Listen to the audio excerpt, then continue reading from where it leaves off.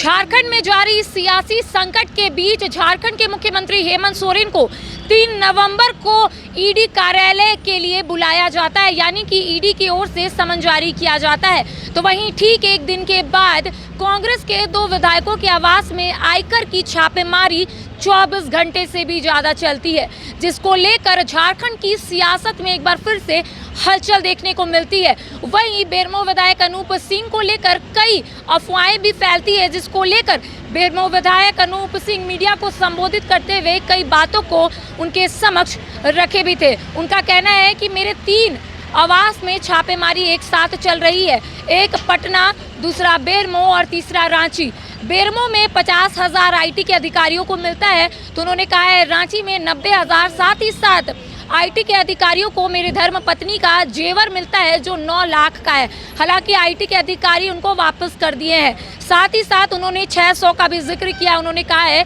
कि पटना आवास से आईटी के अधिकारियों को सिर्फ 600 मिला है, जिसको लेकर उन्होंने कहा है कि 1 करोड़ की बातें जो निकलकर सामने आ रही थी कि अनूप सिंह को कोयला के क्षेत्र में हर दिन की जो आमदनी है वो 1 करोड़ है, तो उन्होंने कहा है कि ये गलत बात है। साथ ही साथ मीडिया को संबोधित करते हुए उन्होंने कहा था कि भारतीय जनता पार्टी की ओर से संवैधानिक संस्थाओं का दुरुपयोग किया जा रहा है। साथ ही साथ उन्होंने ये भी कहा था कि जो भारतीय जनता पार्टी का बात नहीं सुनता है, जो विधायक, उनके आवास में छापेमारी होती है, जिसको लेकर उन्होंने कहा था कि मैं इससे डरने वाला नहीं हूँ, मैं राजेंद्र बाबू का बेटा हूँ, तो मैं डरूंगा नहीं बल्कि लड़ूंगा, जिसको लेकर तमाम चीज़ें वो मीडिया के समक्ष रखे हैं। साथ ही साथ उन्होंने कहा है कि 4 नवंबर को जब आईटी की रेड मेरे आवास में पड़ती है तो सुबह सुबह आईटी के अधिकारी मेरे आवास में पहुंचते हैं और सीधा अंदर जाते हैं, लेकिन जब मेरे सिक्योरिटी गार्ड की ओर से उन्हें रोकने की कोशिश की जाती है तो वो लोग सीधे अंदर जाते हैं। साथ ही साथ उन्होंने कहा है कि तमाम चीज़ों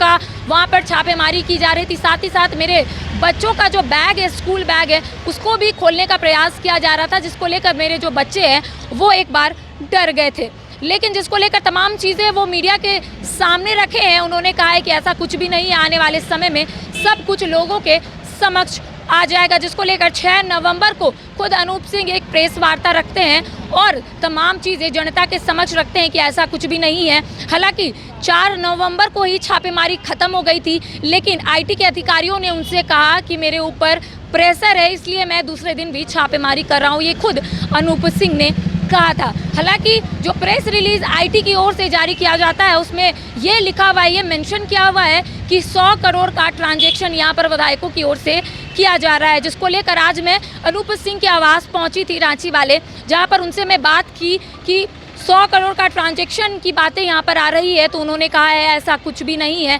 क्या मेरा जिक्र वहाँ पे है, क्या मेरे नाम का वहाँ पर जिक्र है? साथ ही साथ उन्होंने ये भी कहा है कि जो 21 तारीख को आईटी की ओर से मुझे बुलाया जा रहा है वो मैं नहीं जाऊंगा, मेरे रिप्रेजेंटेटिव यानी कि मेरे सीए वहाँ पर जाएंगे, यानी कि 21 तारीख को आईटी के कार्यालय खुद बेरमो विधायक अनूप सिंह नहीं बल्कि उनके सीए जाएंगे। तो इस वक्त की सबसे बड़ी अपडेट बता रहे हैं कि उन्होंने कहा है कि 100 करोड़ का ट्रांजैक्शन का जिक्र मेरे नाम से नहीं किया गया है। साथ ही साथ आने वाले समय में यानी कि 21 नवंबर को वो